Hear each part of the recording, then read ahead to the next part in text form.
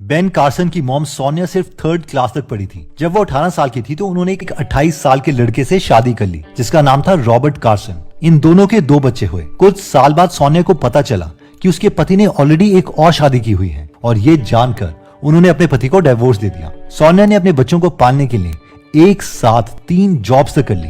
इनमें से एक जॉब थी जिसमें वो अमीरों के घर में बर्तन मांजती थी। वहां पर उन्होंने नोटिस किया कि वो लोग अपने बच्चों को बहुत कम टीवी देखने को देते थे और बुक्स पढ़ने के लिए बहुत ज्यादा मोटिवेट करते थे। ये देख के जब वो अपने घर पहुंची तो उन्होंने देखा कि उनका एक बेटा स्कूल से रिपोर्ट कार्ड लेके आया है जिसमें बहुत बुरे मार्क्स थे।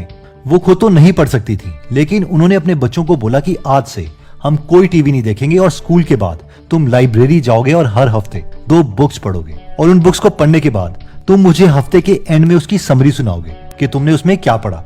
बेन बोलते हैं कि सच में सिर्फ इस एक हैबिट ने मेरी पूरी लाइफ को चेंज कर दिया। हम स्कूल खत्म होते ही लाइब्रेरी जाते और हर सैटरडे अपनी माँ को उस बुक की समरी देते। हम जानते थे कि उन्हें हमारी लिखी हुई समरी समझ नहीं आएगी, लेकिन फिर भी हम इसे करते रहते और जानते हैं कि इस एक हैबिट ने बेन की लाइफ में क्या बदलाव दिया।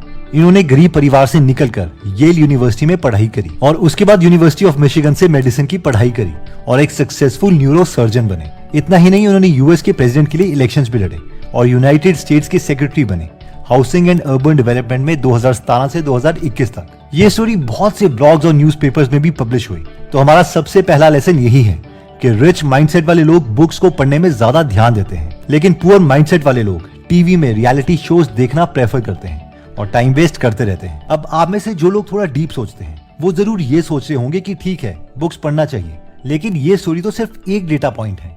लेकिन क्या कोई रिसर्च है जिसमें रिच हैबिट्स और पुअर हैबिट्स के बारे में डिटेल्ड रिसर्च की हो?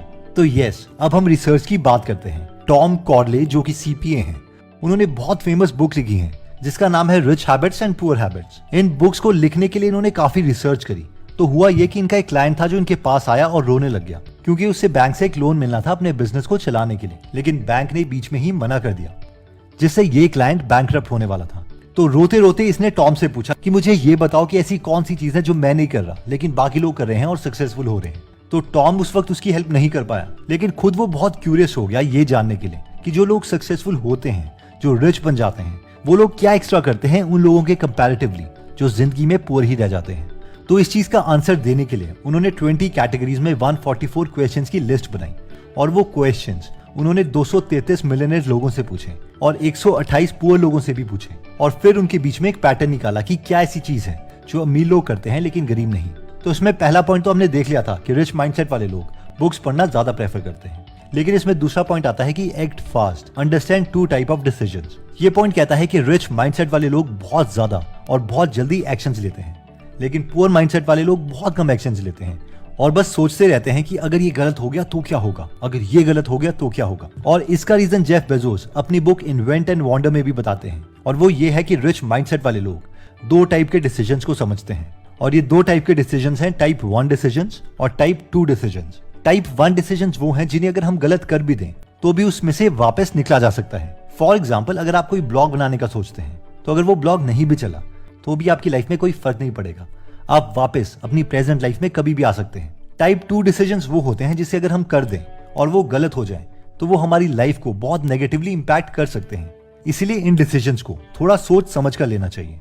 फॉर एग्जाम्पल, अगर आपके घर में सिर्फ आप ही एक अर्निंग मेंबर है और आप वो जॉब छोड़कर बिजनेस करने का सोचते हैं और अगर वो बिजनेस फ्लॉप हो जाता है तो इसका इंपैक्ट आपके और आपकी फैमिली की लाइफ में बहुत बुरा हो सकता है। इसलिए इस डिसीजंस में आपको जॉब के साथ साथ side by side business start करना चाहिए, क्योंकि ये आपके लिए टाइप 1 डिसीजन नहीं, टाइप 2 डिसीजन है। अगर इसका एग्जांपल हम जेफ बेजोस की लाइफ में देखें तो अमेज़न इसी तरीके से डिसीजन लेती है। वो कभी भी अपने मेन बिजनेस amazon.com से छेड़खानी नहीं करते क्योंकि ये टाइप 2 डिसीजन होगा, लेकिन वो बाकी नए बिजनेसेस को ट्राई करते रहते हैं और उसमें बिलियंस ऑफ डॉलर इन्वेस्ट करते रहते हैं क्योंकि ये टाइप 1 डिसीजन है।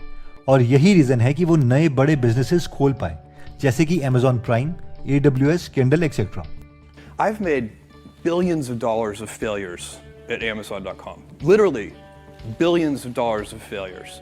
और इसीलिए रिच माइंडसेट वाले लोग जब डिसीजंस लेते हैं तो उसे जल्दी से कैटेगराइज कर लेते हैं कि ये टाइप 1 डिसीजन है या टाइप 2 डिसीजन।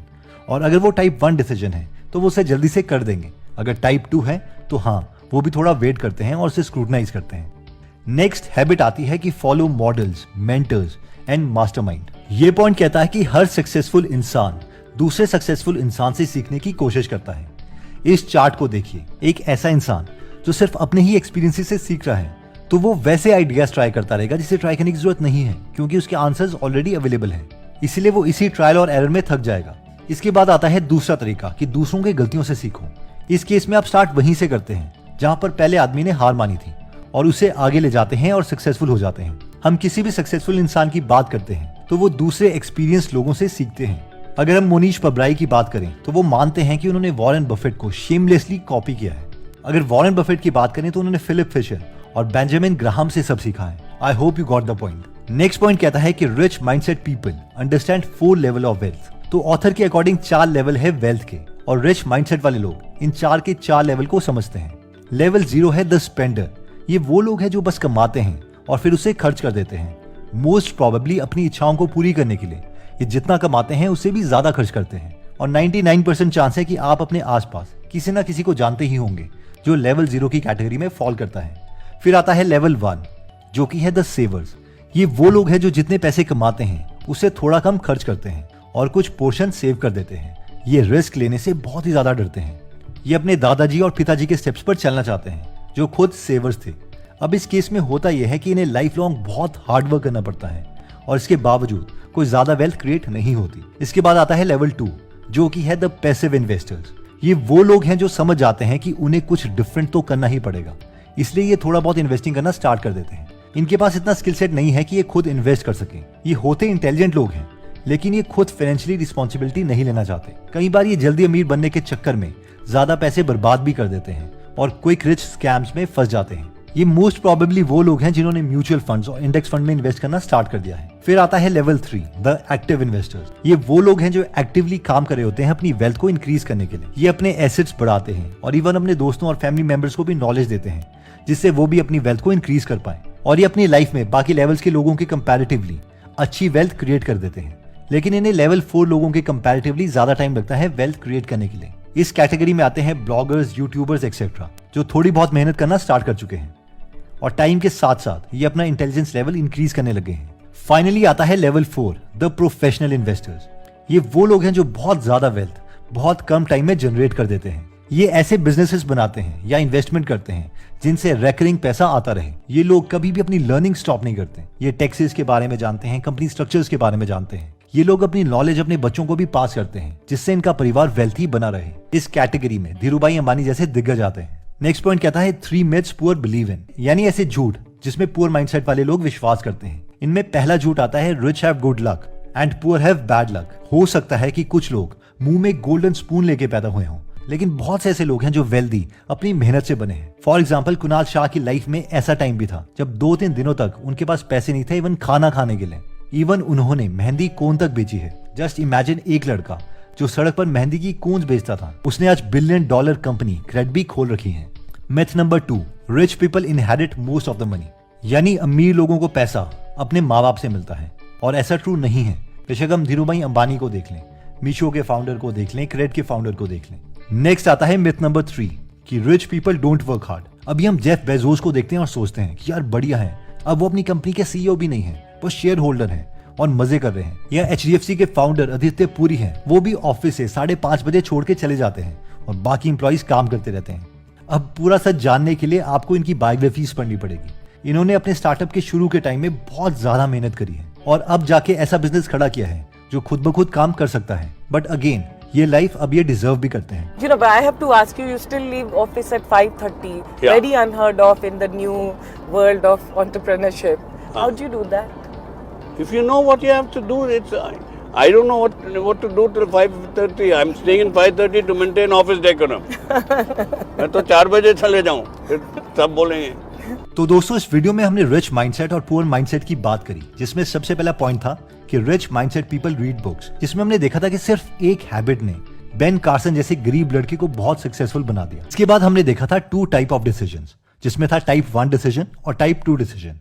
टाइप 1 डिसीजन वो है कि अगर गलत भी हो जाए तो भी आप वापस अपनी लाइफ में आ सकते हो और इससे आपकी लाइफ में कोई इंपैक्ट नहीं होगा। इन टाइप के डिसीजंस को हमें जल्दी ले लेना चाहिए। फिर आता है टाइप 2 डिसीजंस। ये वो डिसीजंस है कि अगर गलत हो जाए तो इसका हमारी लाइफ में काफी नेगेटिव इंपैक्ट हो सकता है इन डिसीजंस को हमें थोड़ा सोच समझ के लेना चाहिए।